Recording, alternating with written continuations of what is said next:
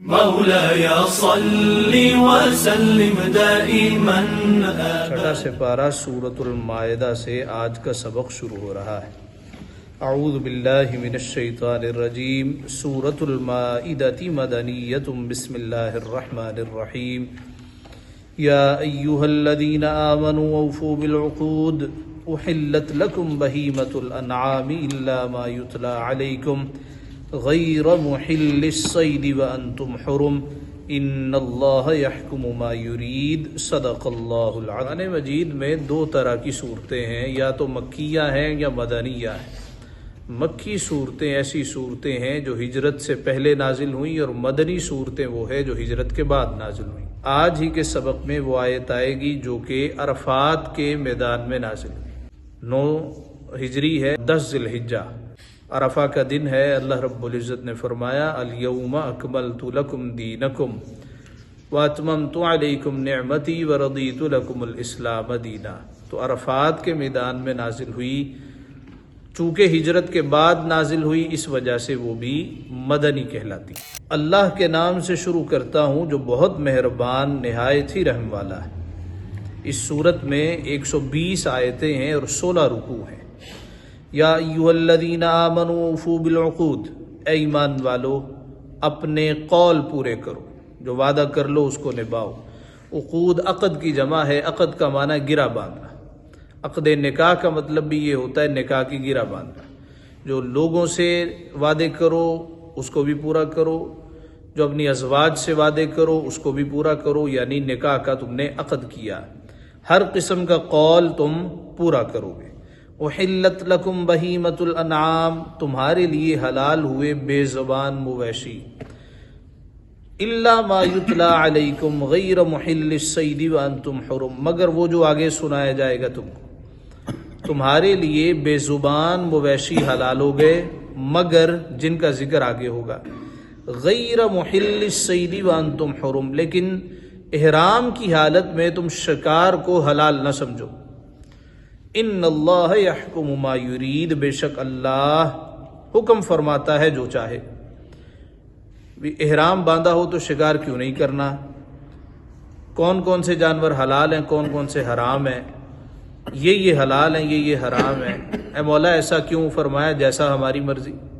ان اللہ یحکم، بے شک اللہ حکم فرماتا ہے، ما یرید، جو چاہے۔ یا ایھا الذین آمنوا، ایمان والو، لا تحلوا شعائر اللہ، حلال نہ ٹھہرا لو اللہ کے نشان، ولا الشہر الحرام، اور نہ ادب والے مہینے، ولا الہدی ولا القلائد، اور نہ حرم کو بیجی ہوئی قربانیاں، اور نہ ایسی قربانیاں جن کے گلے میں پٹے ہوں۔ ابتداءً فرمایا لا تحلوا شعائر اللہ، ہر وہ چیز جو اللہ کی نشانی ہے، اس سے دین کی پہچان ہوتی ہے، اس کو کہتے ہیں شعائر اللہ۔ صفا و مروہ یہ شعائر اللہ ہے۔ دین سے منسلک چیزیں، مسجد شعائر اللہ ہے۔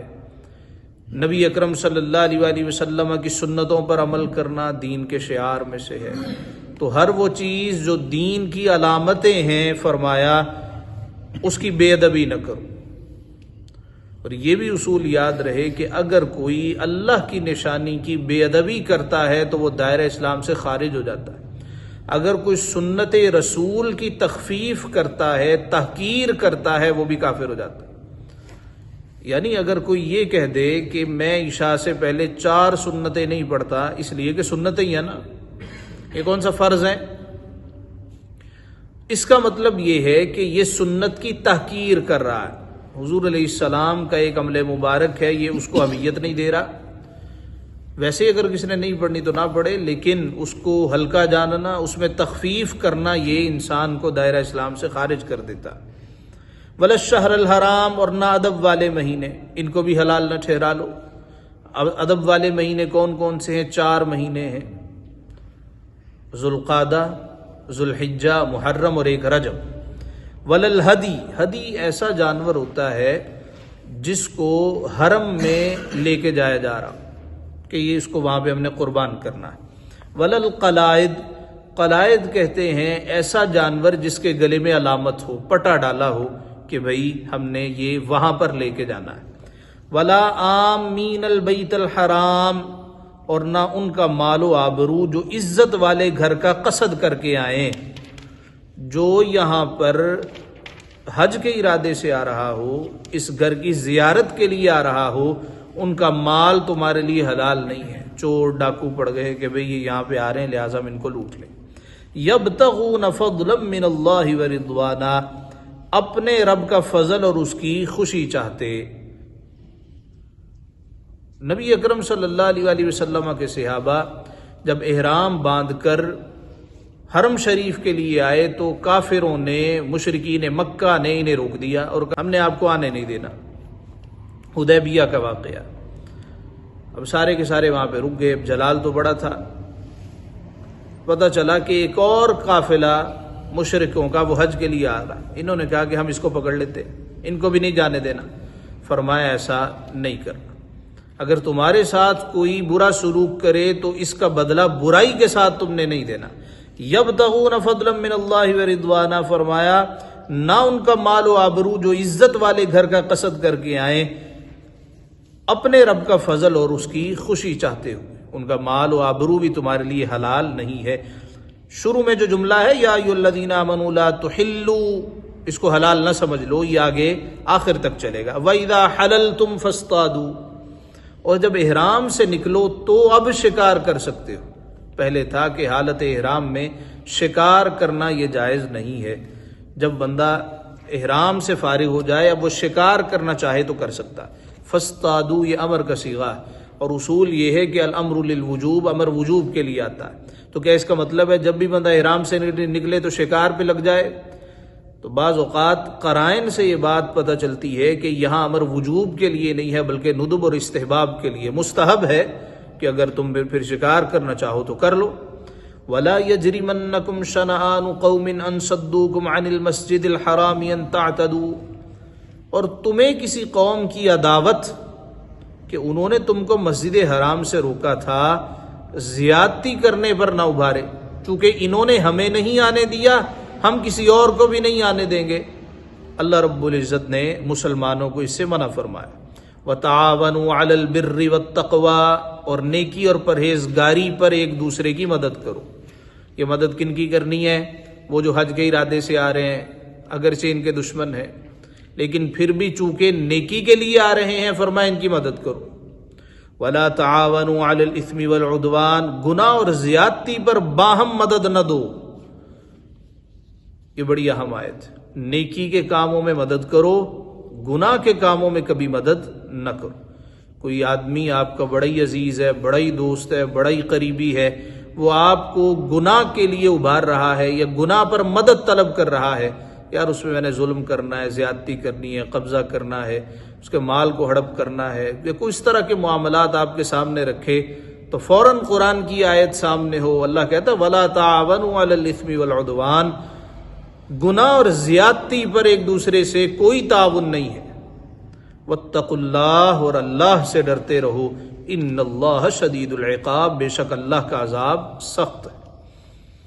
حُرِّمَتْ عَلَيْكُمُ الْمَيْتَةُ، تم پر حرام ہے مردار، میتہ مردار، والدم، اور خون۔ کون سا خون؟ جو ذبح کرتے وقت نکلے، اس کو کہتے ہیں دم مسفوح، جاری خون۔ اور وہ خون جو جاری ہو اور بعد میں جم جائے، ہر قسم کا خون حرام ہے۔ تو کلیجی یہ بھی تو خون ہوتا ہے، کیا یہ پھر حلال ہے؟ یہ پھر حلال ہے، اس لیے کہ شارع علیہ السلام نے اس کی اجازت فرمائی۔ ہر وہ خون جو بہتا ہو وہ حلال نہیں ہے، وہ حرام ہے، اس کا ایک قطرہ بھی حلال نہیں ہے۔ وَلَحْمُ الْخِنْزِيرِ، اور سور کا گوشت، یہ بھی حرام ہے۔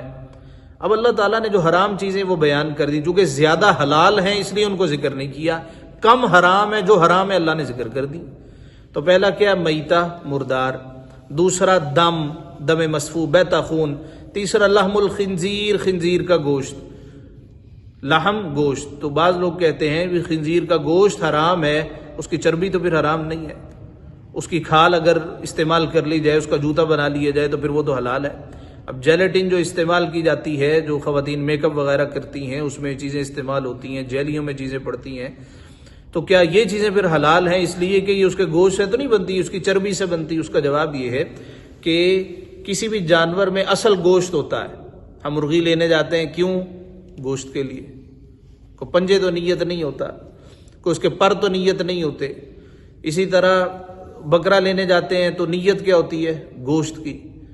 گوشت چونکہ اصل ہے، بقیہ چیزیں اس کے تابع ہیں. تو لحم الخنزیر کہہ کے کہ اصل جب حرام ہے تو اس سے منسلک ہر چیز حرام ہے. لحم الخنزیر، اس کا گوشت بھی حرام، اس کے پائے بھی حرام، اس کی چربی بھی حرام، اور یہ نجس العین، ابتداء ہی نجس ہے. وما اہل لغیر اللہ بھی، اور وہ جس کے ذبح میں غیر خدا کا نام پکارا گیا. وما اہل لغیر اللہ بھی، اور ایسا جانور، اب یہاں پہ یہ نہیں ہے کہ جس کے ذبح میں، صرف یہ ترجمہ ہے، اور وہ جس میں غیر خدا کا نام پکارا جائے. لیکن حقیقت یہ ہے کہ بوقت ذبح جب غیر خدا کا نام لیا جائے تو وہ جانور بھی حرام ہو جاتا ہے. وہ کس طرح عرب کرتے تھے، چھری پکڑی، جانور کو لٹایا اور کہا بسم اللہ، لات کے نام سے ہم ذبح کر رہے ہیں، بسم العزا، عزا کے نام سے ذبح کر رہے ہیں. اسی طرح آج کے دور میں بھی اگر کوئی اللہ کے علاوہ کسی اور کے نام سے ذبح کرے، بسم شیخ عبد القادر جیلانی، وہ بھی حرام. بسم سید علی عثمان حجویری، یہ بھی حرام ہے. بسم اپنے والد کا نام لے دے، بسم عبداللہ، یہ بھی حرام ہے. جب بھی ذبح جانور کرنا ہے کس کے نام سے کرنا ہے؟ اللہ کے نام سے. اچھا، ختم شریف ہوتا ہے تو بعض لوگ نہیں، اس کو کھاتے نہیں ہیں، وہ کہتے ہیں یہ حرام ہو گیا ہے. کیوں؟ اس پہ غیر اللہ کا نام لیا گیا. یا بکرا لے گئے داتا صاحب کے مزار پہ تو کہا جی یہ حرام ہو گیا ہے اس لیے کہ یہ داتا صاحب کے نام کا بکرا. بعض لوگ وہ اسی طرح کرتے ہیں، سارا سال جانور پالتے ہیں، بھی آپ یہ کس لیے اس کی سیوا کر رہے ہیں؟ یہ داتا صاحب دا ہے. اچھا، یہ کہنے سے کہ یہ داتا صاحب کا ہے، میرے والد صاحب کا ہے، میرے فلاں کا ہے، وہ حرام نہیں ہو جاتا. حرام اس وقت، دیکھیں نا، ہم قربانی کے لیے جانور لے کے آتے ہیں، 2 جانور لے آئے، پوچھا جی یہ کس کا ہے؟ یہ میرا ہے، یہ میری والدہ کا ہے. تو جب بندہ کہہ دے میرا ہے تو نسبت تو اپنی طرف کر لی، تو وہ بھی حرام ہونا چاہیے، وہ تو حرام نہیں ہوتا. نبی پاک صلی اللہ علیہ وآلہ وسلم 2 جانور ذبح کرتے تھے. ایک آپ نے جانور ذبح کیا اور دوسرا ذبح کیا. یا رسول اللہ، یہ کیوں دوسرا کیوں ذبح کیا؟ فرمایا یہ میری غریب امت کے لیے، وہ میرے امتی جو جانور ذبح نہیں کر سکتے، میں ان کی طرف سے ذبح کروں. جو نہ بھولا ہم غریبوں کو رضا، یاد اس کی اپنی عادت کی. اللہ توفیق عطا فرمائے تو سرکار کے نام کا قربانی کے وقت کوئی نہ کوئی جانور ضرور ذبح کرنا چاہیے، کہ سرکار دو عالم صلی اللہ علیہ وآلہ وسلم ہمارے لیے قربانی کیا کرتے تھے. والمنخنقہ، اب یہ 4 چیزیں ہو گئی: میتہ، مردار، دم مسفوح، لحم الخنزیر، اور وہ جانور بوقت ذبح جس پہ اللہ کے علاوہ کسی اور کا نام لیا جائے. والمنخنقہ، منخنقہ ایسے جانور کو کہتے ہیں جس کا گلا گھونٹ دیا جائے. ایک آدمی نے جانور پکڑا اور گلا اس کا دبا دیا، گلا گھٹنے کی وجہ سے وہ مر جائے، یا وہ اوپر سے گرا، کسی چیز میں اٹک گیا اور اس کا گلا دب گیا، ایسا جانور بھی حرام ہے. والموقوذہ، اور بے دھار کی چیز سے مارا ہوا، ایسا جانور جس کو چوٹ سے مارا جائے وہ بھی حرام ہے. کسی نے فائر کر دیا، سامنے جانور آیا، جانور ڈھیپیا، گر گیا. اب یہ چونکہ ذبح نہیں ہوا، اس کو چیرا نہیں گیا بلکہ اس کو چوٹ سے مارا گیا ہے، تو ہر وہ جانور جو چوٹ سے مارا جائے وہ بھی حلال نہیں ہوتا. اس میں قاضی شوکانی کہتے ہیں کہ یہ حلال ہے، لیکن اکثریت نے یہی کہا ہے کہ چوٹ سے مارا گیا جانور بھی حلال نہیں. والمتردیہ، اور ایسا جانور جو گر کے مر جائے. ایک جانور آپ لے آئے اور وہ چھت پہ چڑھ گیا، خدا نہ خواستہ وہاں سے اس نے چھلانگ لگائی اور گر گیا، مر گیا. ضروری نہیں ہے کہ اس کا گلا ہی دبا ہو، سر پہ چوٹ لگی تب مر گیا، کہیں اور زیادہ چوٹ لگی وہ تب مر گیا. تو گر کے اگر کوئی جانور مر جائے، اللہ کہتا ہے وہ بھی حلال نہیں. والنطیحہ، اور ایسا جانور جس کو کسی جانور نے سینگ مارا. 2 جانور لڑ پڑے، ایک جانور نے سینگ مار دیا، سینگ اس کے پیٹ کو لگا اور وہ مر گیا. ایسا جانور بھی حلال نہیں. وما اکل السبع، یا ایسا جانور جسے کوئی درندہ کھا گیا، الا مگر. یہ ساری چیزیں بیان کر کے اب یہاں پہ ایک استثناء ہے، وہ کیا؟ ما ذکیتم، جنہیں تم ذبح کر لو. جانور اوپر سے گرا، تڑپنے لگا، آپ کو محسوس ہوا اس نے بھی مر جانا ہے، فوراً چھری لے آؤ ذبح کر دو، جائز ہے. گلا اس کا گھنٹ گیا اور آخری دموں پر ہے، اس کو ذبح کر دو. بیمار ہے، مرنے والا ہے، اس کو ذبح کر دو. الا ما ذکیتم، جنہیں تم ذبح کر. درندہ کسی جانور کو پکڑ کے لے کے جا رہا ہے، اس نے پنجے اس کے گاڑ دیے ہیں اور وہ قریب المرگ ہے، آپ قریب گئے، آپ نے پتھر مارا، درندہ بھاگ گیا، آپ اس کو پکڑ کے ذبح کر لیں تو وہ حلال ہے. وما ذبح علی النصب، اور وہ جو کسی تھان پر ذبح کیا گیا، وہ جانور جو کسی استھان پہ، نصب، کسی نصب کی گئی جگہ پر ذبح کیا گیا. کفار مکہ اپنے بتوں کے سامنے ایک چبوترا بنا کے رکھتے تھے، یہ بت ہے، ساتھ چبوترا ہے. جانور وہاں پہ لے کے آتے اور وہاں پہ آ کے اس کو ذبح کرتے تھے. نیت کیا ہوتی کہ میں اس کا تقرب حاصل کروں گا، یہ مجھ سے راضی ہو جائے گا. اس نیت کے ساتھ وہ اس تھان پر یا استھان پر یا نصب پر یا چبوترے پر جانور لا کے ذبح کرتے. ایک خاص مقام ہوتا تھا، نیت ہوتی تھی کہ یہ مجھ سے راضی ہوگا. اللہ تعالیٰ نے فرمایا ایسا ہر جانور جو تھان پر لا کے ذبح کیا جائے وہ بھی حرام. اس پہ بعض لوگ اعتراض کرتے ہیں یہ جو آپ جانور لے کے جاتے ہیں داتا صاحب اور سخی سرور، یہ بھی حرام ہے، اس لیے کہ یہ بھی تو تھان ہے. آپ وہاں پہ لے کے جاتے ہیں کہ میں بابا جی کے پاس لے کے جاؤں گا اور وہاں جا کے اس کو ذبح کروں گا، لہٰذا یہ بھی حرام ہے.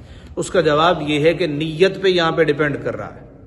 وہ وہاں پہ لے کے جاتے ہیں کہ بھئی میں اس کا تقرب حاصل کروں گا. اگر بندہ اس نیت کے ساتھ جانور لے کے جائے کسی مزار پہ کہ میں اس کو ذبح کروں گا، یہ صاحب مزار مجھ سے بڑا ہی خوش ہوگا، میں ذبح کروں گا، یہ تصرف کرے گا، تو ایسی نیت کر کے لے کے جانے والا وہ حرام کا مرتکب ہے، وہ جانور حلال نہیں ہے. لیکن اگر اس کی نیت ہو، چونکہ وہاں پہ فقیر زیادہ بیٹھے ہوتے ہیں، پورے شہر سے لوگ کھانے کے لیے آتے ہیں، میں جا کے وہاں جانور ذبح کروں گا، گوشت بنا کے ان فقیروں، غریبوں کو، مسافروں کو کھلاؤں گا، اس کا ثواب میں صاحب مزار کو پہنچا دوں گا، تو جائز ہے. بات سمجھ آ گئی؟ تو جب تک بات کی ونڈ نہ ہو، جب تک بات واضح نہ ہو، نیتیں واضح نہ ہو، اس وقت تک شرک نہیں ہوتا. اگر نیت یہ ہو میں لے کے جاؤں گا اور داتا صاحب، غوث پاک، سخی سرور، کوئی بھی جو بزرگ ہیں یہ تصرف کریں گے، مجھ سے بڑے راضی ہوں گے، تو اتنے بکرا لے کے آئے ہیں، تو یہ جائز نہیں ہے. نیت کیا ہو، وہاں جو فقیر بیٹھتے ہیں، وہاں پہ جو غریب آتے ہیں، میں نے ان کو کھانا کھلانا ہے اور اس کا ثواب میں نے صاحب مزار کو یا جس کو پہنچانا ہے میں پہنچا دوں گا، تو جائز ہے، ادروائز جائز نہیں. وما ذبح علی النصب، اور وہ جو کسی تھان پر ذبح کیا گیا ہو. وان تستقسموا بالازلام، اور پانسے ڈال کر بانٹنا، تقسیم کرنا. کافر کیا کرتے، مشرک کیا کرتے، تیر نکالتے اور تیروں پر کچھ نہ کچھ لکھ دیتے، پھر اس کو کسی چیز میں ڈالتے، ایک سے کہتے اس کو نکالو. مثال کے طور پہ تیر پہ لکھا ہے افعل، کر لے، یا اس پہ لکھا ہے لا تفعل، نہ کر، یا اس پہ لکھا ہے لک النصف، تیرے لیے آدھا ہے، لک الربع، تیرے لیے ربع ہے. تو اس طرح وہ تیر سارے کے سارے اکٹھے کرتے، اس پہ کچھ نہ کچھ لکھتے، کسی چیز میں ڈال دیتے، یعنی پرچیاں وغیرہ. ان کے پاس تیر ہوتے تھے، تیروں سے فال نکالتے، اور جب وہ کوئی تیر نکالتے اس پہ لکھا ہوتا کہ بھئی تمہارے لیے آدھا ہے، سمجھتے کہ یہ اس بت کی طرف سے ہمیں اشارہ ہے، شیطان کی طرف سے ہمیں یہ حکم ہے. تو اللہ رب العزت نے فرمایا یہ بدفعلیاں کرنا یہ درست نہیں، یہ جائز اسلام میں نہیں ہے. ذالکم فسق، فرمایا یہ گناہ کے کام ہے. الیوم یئس الذین کفروا من دینکم، آج تمہارے دین کی طرف سے کافروں کی آس ٹوٹ گئی. کافر جو آس لگائے بیٹھے تھے یہ دین ختم ہو جائے گا، حضور کی تو نسل ہی ختم ہو گئی ہے، اب دین آگے کون چلائے گا. فرمایا ہے محبوب آج تمہارے دین کی طرف سے کافروں کی آس ٹوٹ گئی. تصور کریں عرفات کا میدان ہے، 1,24,000 کم و بیش کے قریب صحابہ ہیں، جمع غفیر ہے، اور ایسی جگہ جہاں پہ ان کو آنے کی اجازت نہیں تھی. حضور اپنے صحابہ کے ہمراہ موجود ہیں، جب حضور علیہ السلام کی شان و شوکت دیکھی، صحابہ کا جمع غفیر دیکھا اور حضور کے تربیت یافتہ صحابہ دیکھے تو ان کی امیدیں ٹوٹتی چلی گئیں۔ کون سی امیدیں؟ یہ بھی دین چھوڑ دیں گے، آج نہیں تو کل چھوڑ دیں گے۔ اللہ فرماتا ہے آج تمہارے دین کی طرف سے کافروں کی آس ٹوٹ گئی، فلا تخشوہم واخشونی، تو ان سے نہ ڈرو اور مجھ سے ڈرو۔ الیوم اکملت لکم دینکم، آج میں نے تمہارے لیے تمہارا دین کامل کر دیا۔ یہ مشہور قول کے مطابق قرآن مجید فرقان حمید کی نازل ہونے والی آخری آیت، عرفات کے موقع پر یہ نازل ہوئی۔ حضرت عمر رضی اللہ تعالیٰ عنہ کے پاس ایک کافر آیا اور کہنے لگا تمہارے پاس ایک ایسی آیت ہے کہ اگر ہم پر نازل ہوتی ہے ہم اس کو عید کا دن بنا لیتے۔ حضرت عمر کہنے لگے کہ وہ کون سی؟ اس نے کہا الیوم اکملت لکم دینکم۔ آپ نے فرمایا جس روز یہ نازل ہوئی مجھے معلوم ہے وہ دن کون سا تھا، وہ عرفات کا دن تھا، 10 ذوالحجہ اور جمعہ کا دن۔ ہمارے لیے تو وہ 2 عیدیں تھیں، یعنی جس دن یہ آیت نازل ہو وہ تو دن عید کا دن بن جائے، اور جس دن وہ ہستی آئے جس پر یہ سارا قرآن نازل ہو وہ دن عید کا دن نہیں بن سکتا، وہ دن بھی عید کا دن بن سکتا۔ حضور علیہ السلام نے فرمایا ہر جمعہ عید کا دن ہے۔ عید کا مطلب ہے بار بار آنے والا، لوٹ کے آنے والا۔ تو جس روز یہ آیت نازل ہوئی 2 عیدیں تھیں، جمعہ اور عرفہ۔ الیوم اکملت لکم دینکم واتممت علیکم نعمتی، آج میں نے تمہارے لیے تمہارا دین کامل کر دیا، واتممت علیکم نعمتی، اور تم پر اپنی نعمت پوری کر دی۔ ذات کی تکمیل ہو تو کامل کہا جاتا ہے، جی ذات کامل ہوگی۔ صفات کی تکمیل ہو تو اتمام کہا جاتا ہے، جی اب یہ شے تمام ہو گئی۔ آج میں نے تمہارے لیے تمہارا دین کامل کر دیا اور تم پر اپنی نعمت کو پورا کر دیا۔ وَرَضِيتُ لَكُمُ الْإِسْلَامَ دِينًا، اور اسلام کو دین تمہارے لیے پسند کر لیا۔ جب بھی کوئی پوچھے جی آپ کون ہیں تو ہم کون ہیں؟ مسلمان ہیں۔ آگے جانے کی، کھوجنے کی ضرورت کیا ہے؟ ضرورت اس وقت ہوتی ہے جب کوئی قرائن موجود ہوں، بھی یہ کس نیت سے پوچھ رہا ہے، کس وجہ سے یہ کورید رہا ہے۔ ادروائز یہ آپ کون ہیں؟ ہم الحمدللہ مسلمان ہیں، اس لیے کہ اللہ نے یہ شے ہمارے لیے پسند کر لی، دین اسلام اللہ نے ہمارے لیے پسند کر لیا ہے۔ فَمَنِ اضْطُرَّ فِي مَخْمَصَةٍ غَيْرَ مُتَجَانِفٍ لِإِثْمٍ، تو جو بھوک پیاس کی شدت میں ناچار ہوں، فی مخمصہ ناچار ہیں، بھوک اور پیاس کی شدت سے مضطر ہیں، غیر متجانف للإثم، یوں کہ گناہوں کی طرف نہیں جھکے، فإن اللہ غفور الرحیم، تو بے شک اللہ بخشنے والا مہربان ہے۔ یہ چیزیں جو اللہ نے اوپر ذکر کی یہ حرام ہے، باقی ساری چیزیں حلال ہیں۔ فرمایا کہ اگر کسی بندے کے پاس کوئی حلال شے موجود نہ ہو اور مضطر ہو جائے، جان لبوں پر آ جائے، دسترخوان پہ صرف یہی حرام کی شے پڑی ہوئی ہے، یا لقمہ پھنس گیا ہے اور صرف شراب موجود ہے، تو اب جان بچانے کے لیے وہ اتنی سی شے استعمال کر سکتا ہے، یعنی جس سے جان بچے، گناہ کی طرف جھکنے والا نہ ہو، دل نہ کرتا ہو کہ بھئی میں اس کو استعمال کروں۔ اسی طرح اکثر نوجوان سوال کرتے ہیں بینک کی نوکری کرنا یہ کیسا ہے؟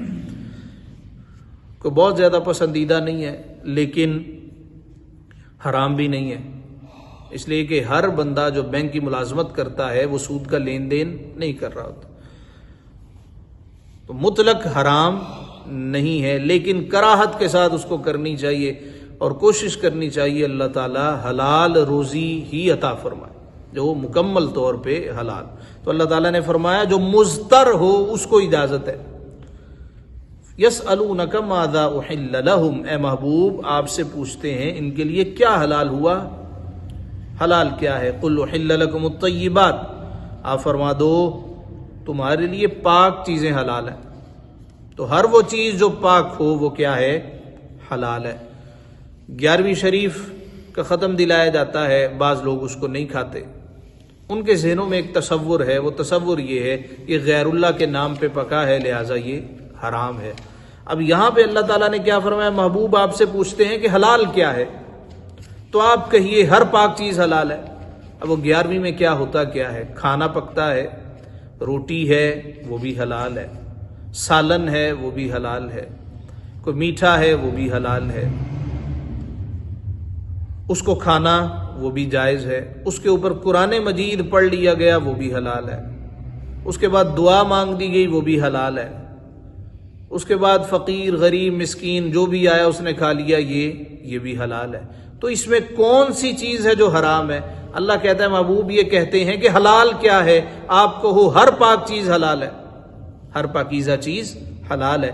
وَمَا عَلَّمْتُم مِّنَ الْجَوَارِحِ مُكَلِّبِينَ تُعَلِّمُونَهُنَّ مِمَّا عَلَّمَكُمُ اللَّهُ، اور جو شکاری جانور تم نے سدا لیے ہیں، ٹرین کر لیے ہیں، انہیں شکار پر دوڑاتے، جو علم تمہیں خدا نے دیا، مما علمکم اللہ، جو علم تمہیں خدا نے دیا اس میں سے انہیں سکھاتے، فکلوا، تو کھاؤ، مما امسکنا علیکم، جو مار کر وہ تمہارے لیے رہنے دے۔ اب انسان کے پاس شکاری جانور ہوتے ہیں، یا کسی کے پاس شکاری باز ہے، اس نے فائر کیا اور شکار گر گیا، اس نے کتے کو دوڑا دیا جو کہ سدایا ہوا ہے، اس کے پاس چیتا ہے، اس نے اس کو سدایا ہے، اس نے اس کو دوڑا دیا، یا باز ہے، اس نے باز کو دوڑایا۔ فرمایا تمہیں علم اللہ نے دیا، تم نے آگے ان کو سکھایا، ان کو معلوم ہے کہ یہ میرے مالک کا ہے، میں نے اس کو کھانا نہیں ہے۔ کتا تم نے دوڑایا، وہ صرف پکڑ کے جلدی سے لے آیا اور تم نے اس کو ذبح کر دیا۔ فَكُلُوا، اگر ایسا ہوا تو تم اس کو کھا سکتے، مما امسکنا علیکم واذکروا اسم اللہ علیہ، وہ جو مار کر تمہارے لیے رہنے دیں، یہ نہیں ہے کہ ماریں اور وہیں پہ ان کی جان نکال دیں، تم نے سدایا ہے، اللہ کے نام پہ اس کو چھوڑا ہے، گولی ماری، شکار گر گیا، تم نے اس کو دوڑا دیا اللہ کا نام لے کے، اور وہ گیا اور جا کے اس نے اس کو پکڑ لیا، اور اسی طرح تمہارے پاس لے کے آ گیا کہ ابھی اس کی جان نہیں نکلی تھی، تو تم اس کو کھا سکتے ہو۔ وَاذْكُرُوا اسْمَ اللَّهِ عَلَيْهِ، اور اس پر اللہ کا نام لو، وَاتَّقُوا اللَّهَ، اور اللہ سے ڈرتے رہو، إِنَّ اللَّهَ سَرِيعُ الْحِسَابِ، بے شک اللہ کو حساب کرتے دیر نہیں لگتی۔ 50,000 سال کا وہ ایک دن ہے، اللہ کہتا ہے مجھے حساب کرتے دیر نہیں لگتی۔ مولا جب تجھے حساب کرتے دیر نہیں لگتی، 1 گھنٹے میں حساب تو نے کر لینا ہے، تو پھر 50,000 سال کا دن کیوں؟ فقط اتنا سبب ہے انعقاد بزم محشر کا کہ ان کی شان محبوبی دکھائی جانے والی، سب سے کہا جائے گا دوڑ لو، دیکھ لو کون تمہاری شفاعت کرے گا، کون تمہارے لیے وہاں کارآمد ہوگا، اور وہ محمد مصطفیٰ کی ذات ہے۔ ورنہ اللہ نے جب حساب شروع کیا تو اس کو تو چند لمحات نہیں لگے۔ اليوم احل لکم الطیبات، آج تمہارے لیے پاک چیزیں حلال ہو گئی۔ وطعام الذین اوتوا الکتاب حل لکم، اور کتابیوں کا کھانا، وطعام اور کھانا، الذین اوتوا الکتاب، وہ جنہیں کتاب دی گئی ہے، حل لکم، یہ بھی تمہارے لیے کیا ہے؟ حلال۔ یہ اکثر لوگ مسئلہ پوچھتے ہیں کہ عیسائیوں کے ساتھ کھانا، یہودیوں کے ساتھ کھانا یہ جائز ہے؟ یا اللہ نے فرمایا جائز، اور کتابیوں کا کھانا تمہارے لیے حلال ہے، اگر وہ پکائیں تو بھی حلال ہے، تم پکاؤ تو ان کے لیے، تم مل کے بھی کھا سکتے ہو۔ ممانت کس کی ہے؟ دلی محبت کی، ان کے ساتھ دوستیاں یارانے لگانے کی ممانت۔ یہ بھی ضروری نہیں ہے کہ اگر کوئی عیسائی آپ کے گھر میں کام کرتا ہے یا کرتی ہے اس کے برتن آپ جدا کر دیں، یہ بھی کوئی لازم اور ضروری نہیں۔ ان کے ممالک میں جب ہم جاتے ہیں تو ان کے برتنوں میں کھاتے ہیں، ان کے بستروں میں سوتے ہیں، لیکن یہاں پر چونکہ ایک رواج چلا آ رہا ہے، جدی پشتی چلا آ رہا ہے کہ فلاں دا اے برتن جو کسی اور نے پانی نہیں پینا۔ وَطَعَامُكُمْ حِلٌّ لَّهُمْ، اور تمہارا کھانا ان کے لیے حلال ہے۔ والمحصنات من المؤمنات، اور پارسا عورتیں مسلمان۔ اچھا، پہلے پچھلی بات واضح ہو گئی، کتابیوں کا کھانا تمہارے لیے اور تمہارا کھانا ان کے لیے حلال ہے، اس میں کوئی دو رائے نہیں، بلکہ یہود جس طرح آج کل ذبح کرتے ہیں، یہ مسلمانوں سے بھی زیادہ احتیاط کرتے ہیں۔ یہود کے ذبح کو کوشر کہتے ہیں، اور ان کے باقاعدہ انتظامات ہوتے ہیں۔ مسلمانوں کو تو وہ حلال وہاں پہ لکھا ہوتا ہے، یا HMC لکھا ہے، تو سمجھتے ہیں کہ بھئی یہ حلال ہے۔ اب اگر کوئی پیچھے بے ایمان قسم کا بیٹھا ہو تو وہ باہر سے لے کے، جو کہ ذرا سستا مل جاتا ہے، وہ لے کے تو وہی مسلمانوں کو کھلا دیتا ہے۔ ٹھیک ہے، مسلمان پر وہاں جا کے بہت زیادہ تحقیق کرنا بھی کوئی فرض واجب نہیں ہے، بس دیکھے پوچھ لے مسلمان ہے، حلال دے رہا ہے، بسم اللہ آپ استعمال کر سکتے ہیں۔ اس طرح کچھ لوگ وہاں پہ جاتے ہیں، میک ڈونلڈز استعمال کرتے ہیں، KFC استعمال کرتے ہیں۔ دیکھیے وہاں کا ہر میک ڈونلڈ حلال نہیں ہے، KFC حلال نہیں ہے، صرف چیدہ ریسٹورنٹس ہیں وہاں پہ، ان کے آؤٹ لیٹس ہیں جو کہ حلال ہیں، اور وہ بھی ڈھونڈنے سے ملتی ہیں، ادروائز یہ اہتمام نہیں کرتے حلال کا، لیکن یہ بتا سچ دیتے ہیں کہ ہم یہاں پہ حلال دے رہے ہیں یا نہیں دے رہے۔ والمحصنات من المؤمنات، اور پارسا مسلمان عورتیں، والمحصنات اور پارسا عورتیں، من الذین اوتوا الکتاب، ان میں سے جن کو تم سے پہلے من قبلکم کتاب ملی، یہ بھی حلال ہے۔ پارسا عورتیں مسلمان، اور پارسا عورتیں ان میں سے جن کو تم سے پہلے کتاب ملی۔ مسلمان عورتوں سے بھی تم نکاح کر سکتے ہو، اور یہودی عیسائی عورتوں سے بھی تم نکاح کر سکتے ہو۔ تو اگر اس کے الٹ ہو، وہ الٹ کیا کہ مسلمان عورت کہے جی میں کتابی مرد کے ساتھ نکاح کر سکتی ہوں، تو یہ اس کے لیے حلال نہیں۔ من الذین اوتوا الکتاب من قبلکم اذا آتیتموہن اجورہن، کب؟ جب تم انہیں ان کے مہر دو، خواہ کتابی عورت ہو، کتابیہ ہو یا مسلمان ہو، مہر دو تو تمہارے لیے وہ جائز ہے، لیکن وہی شرطیں جو پہلے اللہ نے ذکر کی ہم نے پڑھی، محسنین، قید میں لاتے ہوئے، گھر بسانے کی نیت سے، غیر مسافحین، مستی نکالنے کی نیت سے نہیں، ولا متخذی اخدان، اور نا آشنا بناتے ہوئے، گرل فرینڈیں بنا لی، یاریاں لگا لی، دوستیاں لگا لی، اللہ کہتا ہے یہ کام نہیں۔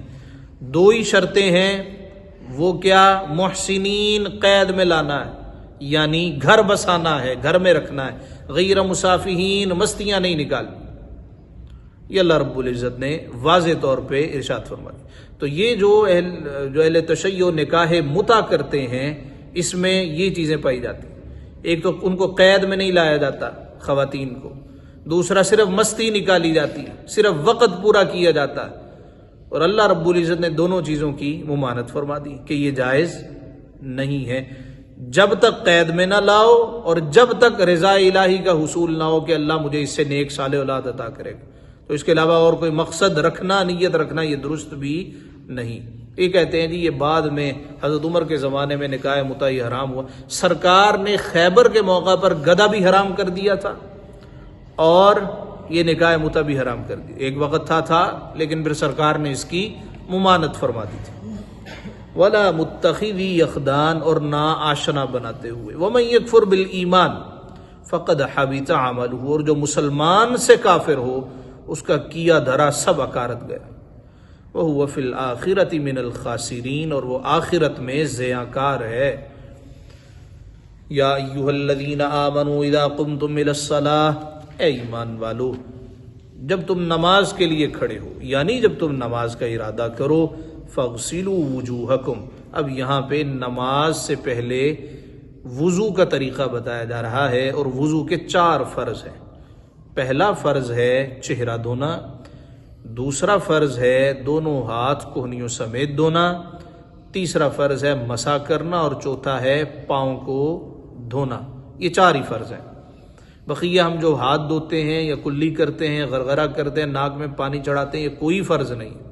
اگر کوئی ان کو نہیں بھی کرتا، گردن کا مسح نہیں بھی کرتا، انگلیوں کا خلال نہیں بھی کرتا، کانوں کا مسح نہیں بھی کرتا، تو اس کا وضو ہو جاتا ہے۔ 4 فرض ہیں، بقیہ کچھ سنن ہیں، کچھ مستحبات۔ اے ایمان والو جب تم کھڑے ہو نماز کے لیے کھڑا ہونا چاہو، فاغسلوا وجوہکم، تو اپنے منہ دھو لو۔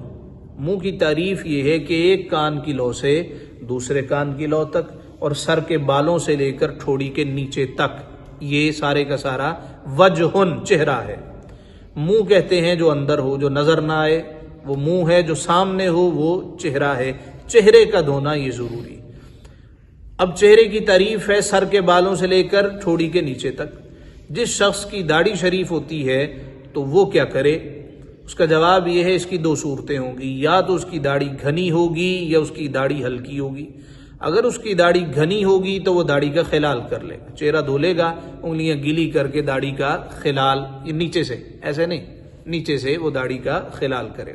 اور اگر کسی کی داڑھی ہلکی ہو، ہلکی سے مراد یہ ہے کہ اس کی جلد نظر آتی ہو، تو پھر وہ داڑھی کے بال بھی دھوئے گا۔ یہ طریقہ کار ہے چہرہ دھونے کا، سر کے بالوں سے لے کر ٹھوڑی کے نیچے تک۔ تو اگر کس کے سر کے بال یہاں سے شروع ہوتے ہیں تو وہ کیا کرے؟ تو اس کا جواب یہ ہے جہاں سے عمومی طور پہ بال شروع ہوتے ہیں، یعنی پیشانی سے لے کے ٹھوڑی کے نیچے تک، یہ طریقہ کیوں سر؟ تو یہ طریقہ کار ہے پہلا فرض پورا کرنے کا۔ فَاغْسِلُوا وُجُوهَكُمْ، تو اپنے چہرے دھو لو، وَأَيْدِيَكُمْ إِلَى الْمَرَافِقِ، اور کوہنیوں تک ہاتھوں کو دھو لو، وَامْسَحُوا بِرُؤُوسِكُمْ، تیسرا فرض ہے، اس پہ ذرا غور کیجئے، اور سروں کا مسح کرو۔ سر کہتے کس کو ہیں؟ اس کی فقہائے کرام نے مختلف تعریفات کی۔ امام ابو حنیفہ رحمۃ اللہ تعالی علیہ کے نزدیک چوتھائی سر کا مسح کرنا اس سے فرض پورا ہو جاتا ہے۔ بعض ائمہ کے نزدیک صرف ایک بال کا مسح کرنا، اس سے بھی مسح ہو جاتا ہے۔ بعض کے نزدیک پورے سر کا مسح کرنا یہ فرض۔ امام ابو حنیفہ کے نزدیک صرف چوتھائی سر کا مسح کرنا یہ ضروری ہے۔ اگر کوئی چوتھائی سر کتنا ہوتا ہے؟ یہ، اس کا اگر کوئی مسح کر لے تو اس کا مسح ہو جائے گا، فرض اس کا ادا ہو جائے گا۔ بہتر ہے پورے سر کا مسح کیا جائے۔ وَأَرْجُلَكُمْ إِلَى الْكَعْبَيْنِ، اور دونوں پاؤں کعبین تک۔ کعبین کہتے ہیں ٹخنے، کعبہ یا کعب کہتے ہیں اٹھی ہوئی جگہ۔ کعبہ کو کعبہ بھی بعض لوگوں نے کہا اس لیے کہتے ہیں کہ زمین سے اٹھا ہوا ہے، تو ٹخنا یا گٹا اس کو بھی کعب اس وجہ سے کہتے ہیں کہ یہ اٹھا ہوا ہے۔ اللہ نے فرمایا وَأَرْجُلَكُمْ إِلَى الْكَعْبَيْنِ، اور کعبین تک دونوں پاؤں کو دھو لو۔ اہل تشیع حضرات کہتے ہیں کہ دیکھیے پیچھے تھا فَاغْسِلُوا، دھو لو، یہ بات سمجھنے والی ہے، قرآن مجید میں غور و فکر کرنا چاہیے۔ فَاغْسِلُوا وُجُوهَكُمْ، تو دھو لو اپنے چہرے، وَأَيْدِيَكُمْ إِلَى الْمَرَافِقِ، اور اپنے دونوں ہاتھ کوہنیوں سمیت۔ پیچھے دھونے کا ذکر ہے، آگے وَامْسَحُوا، اور مسح کرو، بِرُؤُوسِكُمْ، اپنے سروں کا، وَأَرْجُلَكُمْ إِلَى الْكَعْبَيْنِ، اور اپنے دونوں پاؤں کا مسح کرو۔ پیچھے مسح ہے اور اس کا عطف جا رہا ہے رؤوس پر، کہ جس طرح سروں کا مسح کرنا اسی طرح پاؤں کا مسح بھی کرنا۔ تو اہل تشیع حضرات یہ پاؤں کے مسح کے قائل ہیں۔ ہم کہتے ہیں آپ کی دلیل باطل ہے، اس لیے کہ تہذیب الاحکام جو کہ ان کی مشہور کتاب ہے، اس میں حضرت علی المرتضیٰ رضی اللہ تعالی عنہ کی روایت ہے کہ نبی پاک صلی اللہ علیہ وآلہ وسلم نے کچھ لوگوں کو دیکھا کہ انہوں نے پاؤں کو دھویا وضو کرتے وقت، اور ان کی ایڑیاں ننگی رہ گئی، ایڑیاں سوکھی رہ گئیں۔ تو آپ نے فرمایا جو ایڑیاں سوکھی ہیں نا یہ جہنم میں جائیں گی۔